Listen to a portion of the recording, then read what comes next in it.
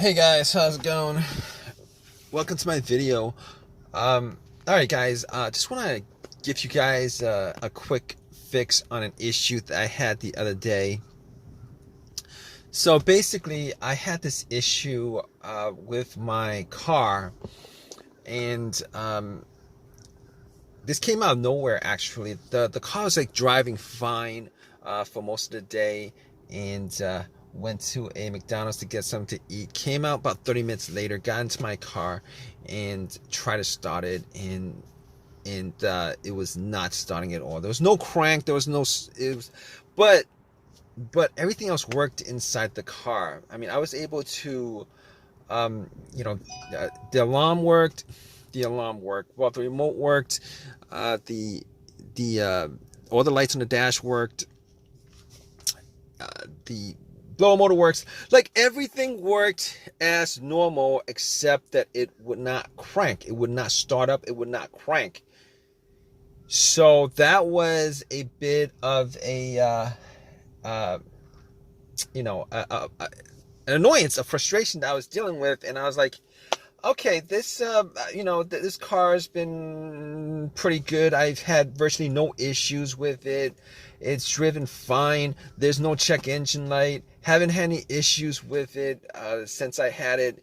And all of a sudden, this came up where, out of nowhere, out of the blue, it just would not start up. So, I was a bit annoyed by it, but I had to solve the issue. So what I did was I turned on my headlights and went out just to see how bright the headlights were, because I wanted to gauge how much charge was in the battery.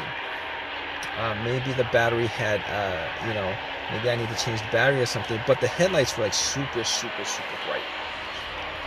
So at that point, I was like, maybe it's not the battery, because I mean, for headlights to be that bright, there should be enough charge in the battery for me to do a slow crank. I should be hearing like some kind of crank, some kind of slow crank, but did not get any of that.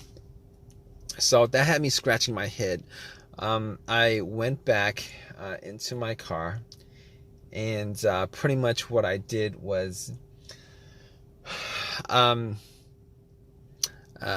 was thinking that it could possibly be the brake switch. So what I did was, I have this little. It's called a brake lock, where it locks the brake, but it's like for security reason. But I use that to push the brakes, and then went out to see whether the brake lights were working, and the brake lights were working just fine. So I knew that it wasn't the brake switch that was the issue, which I kind of thought it was, but it wasn't. So after that, what I did was, I checked the battery, just to make sure, whether, the terminals were good, clean, etc., etc. Now, what I did notice was that the terminals were a little bit corroded. There was some white bluish stuff on there.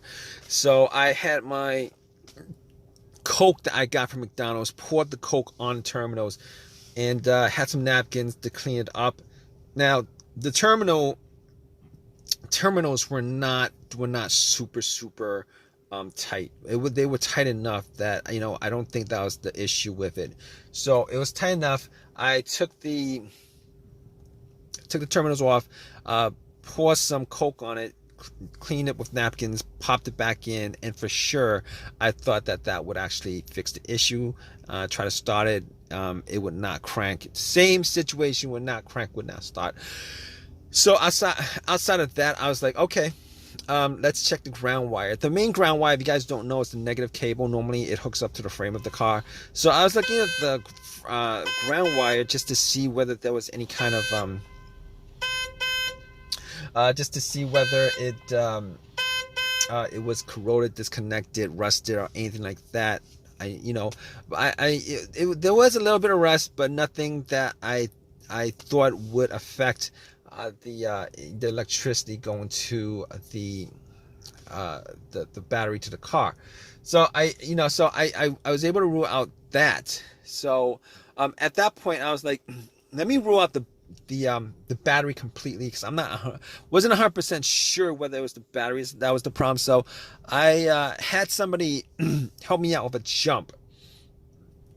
Had the cables on there for a good couple minutes, maybe like a minute, and then try to crank it. Normally, it should crank at least a little, with it hooked up, and it did not crank at all. So because it didn't crank at all, I knew 100% that was in the battery. At that point, I ruled out the battery, the ground wire, and I also ruled out the alternator being the issue. Because normally, if the alternator wasn't charging the battery and the battery is completely dead, the test for the alternator is if you put wires to the terminals, it should jump the alternator and then have and then it should at least crank up. And once you take the cables off, the car would die. So at that point, I could rule out the alternator. I could rule out all those things at that point. So basically, what I did was I got back to my car and I'm like, I was still hoping that there was a really simple fix to the problem. So basically at that point, I was thinking to myself, okay, I have an OBD2 reader, a $19 OBD2 reader that I got from Walmart. And seeing as how there's no check engine lights on the dash, I thought to myself, I mean, there's a chance that it could possibly be something, but that might bring a code up that's pending, that's not in the system. So what I did was I hooked the OBD2 up and made sure that it actually went through and scanned the whole entire ECU, which it did. It scanned the whole entire ECU. No codes popped up, no pending codes, nothing at all. And at that point, I was ruling, as many things out as I could. And at that point, I ruled that out. Okay, so after that, I was thinking to myself, there's a couple other things it could be. It could be possibly be the fuses or the relays. All right, so I got to the box where the fuses and relays are and checked out all the fuses just to make sure that there were no blown fuses or anything like that. And checked out to see whether there was any kind of brownish tint on any of the top of the fuses. There was none. Didn't smell anything that was burnt. And then I recalled that there were two situations where I've experienced where the fuses caused my car not to start, and this was cars that I've had previously. One of those situations was the car that I had, there was no power at all to the car, nothing was on, etc., etc. And in that situation, it turned out to be the main fuse that was blown. It was the main fuse that was blown. But once I swapped that out, it actually fixed everything. But that's not this situation here, because I was getting power to everything else except it wouldn't crank. It wouldn't start, it wouldn't crank. So that was in the situation. The other situation where where there was a fuse issue that caused no start was the car would crank but it wouldn't turn over. It would crank but it wouldn't turn over, and that fuse turned out to be either the CPU, the fuse to the CPU, or the fuse to the fuel pump. Now that unfortunately wasn't the quick fix for this car, because there's no cranking. This car is not cranking. It's not cranking at all. So that wasn't the problem. At that point, I was thinking to myself, all right, we've eliminated a lot of things. Let's go with the next most obvious thing, which is the relays. And I actually thought it may have been a relay that would be causing the issue. So basically what I did was I swapped out one of the relays for the other relay and try to start the car up. And unfortunately, it wasn't an easy fix because it didn't start up. It was the same situation. It would not crank, would not start. And at that point, I knew that it wasn't the relay that was the cause of this issue. So basically, at that point, I thought to myself, okay, it was probably a couple of things. Could be the key fob or the starter. Now, I didn't think it was the starter because had the starter changed up about a year and a half ago. Kind of pretty much had the same, all the same symptoms that I had with this situation, but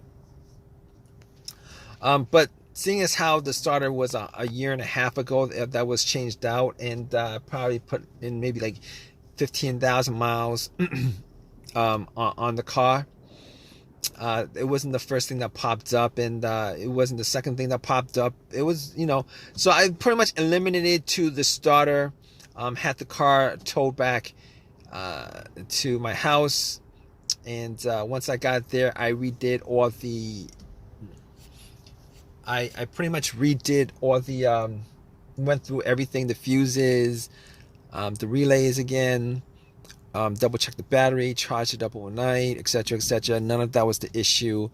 So at that point, I thought it was, it was probably the starter. So I got to the starter and did a direct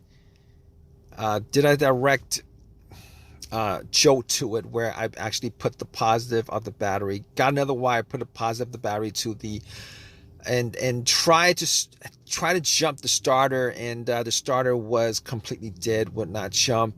At that point, I knew like 99% was the starter. Took it out, went to AutoZone, had them tested it, and it was definitely the starter that was the problem. And because the starter was warranted had a lifetime warranty on it, got another free starter, popped it in, and it worked. And it's been working ever since. So if you guys are stuck in this situation where you guys are looking for a fix for it, there's a good chance that probably one of the things that I went through in this video could possibly fix your situation. Hopefully it's not the starter where you're stranded until you get the starter changed up. Anyway, if this has helped you guys out anyway, please leave give me a positive feedback. Please subscribe. Please comment if you guys have any comment on this video. All right, guys, take care.